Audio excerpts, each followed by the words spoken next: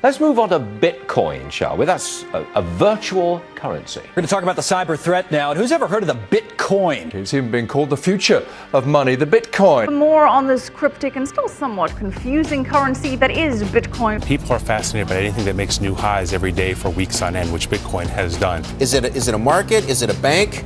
Is it an exchange? We're asking whether or not this currency really has any longevity, let alone legitimacy. You'd have to be an idiot not to know how much risk you're bearing if you purchase Bitcoin. The value of it, I mean, look at the chart, is sinking and skyrocketing. This is a commodity. It's no different than the tulip mania of the 1600s. Feds are starting to crack down on so-called virtual currencies. Wild West currency. It had a bad stigma. People said that it was being used for narco trafficking, potentially to back terrorism efforts. Some rumors that it's this Japanese guy, but others say no, that he's a fake name, who's a pseudonym. You're literally putting real money onto a system that we don't even know who created it. Is this legitimate in your view? It is legitimate, and it is a fascinating experiment. It's an interesting brainchild, though. It really is, for people who around the world who are upset with fiat currency. What about Silk Road and the Drug Association? What about HSBC? Billions of dollars of money laundering right there. The current scandal with co-op.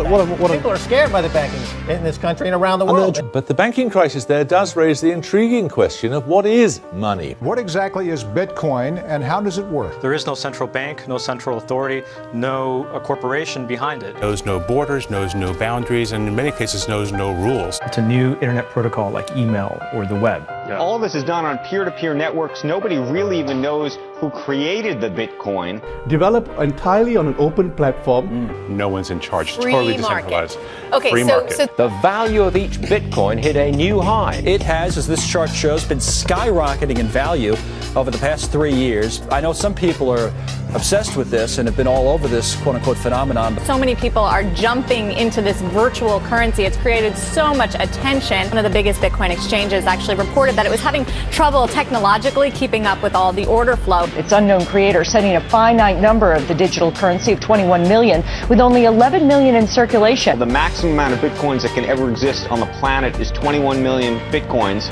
Some would argue that it is more useful as a form of money because it cannot be debased by people like Ben Bernanke or Mr. Draghi. Is no inflation because you don't run the risk of anyone printing the currency.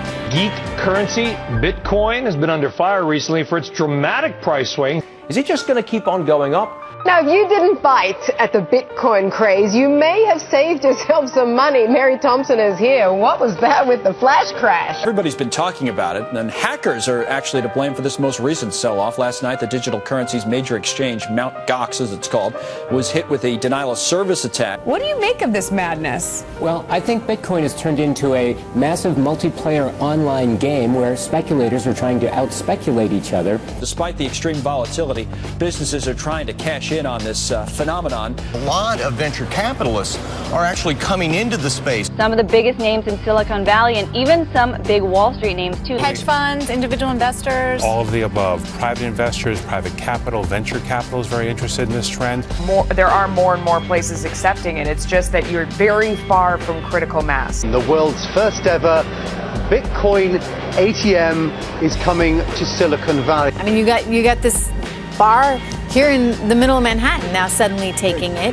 In various countries, that's really starting to increase. So China has been becoming pretty popular. In countries like Argentina. Berlin, that's become the capital of the currency. Many businesses are already accepting payment with the Bitcoins. Shopify.com, which has thousands of retailers, just have started accepting Bitcoin. Why accept Bitcoins? Why not? My mother's friend said, oh, can you ask your son what he thinks about Bitcoin? It was the same day they fell 50% as well. And there are a lot of people who are fans of Bitcoin, but there are also regulators and officials who remain concerned. Multiple federal agencies touch Bitcoin in some sort of way, everything from the Treasury Department to the Federal Election Commission. Now it's starting to, like if you can buy a drink with it, it's a real thing. I think that there's no way federal regulators will stand for this. The government shuts it down. What's it worth then? Bye-bye. Yeah. Nothing. Yeah. If the government wanted to shut it down, wanted to prevent you from conducting a transaction, they have nowhere to go. It's like cash. You can want to regulate it all you want, but I'm a little worried that virtual currencies, whether it's Bitcoin or the next one that pops up,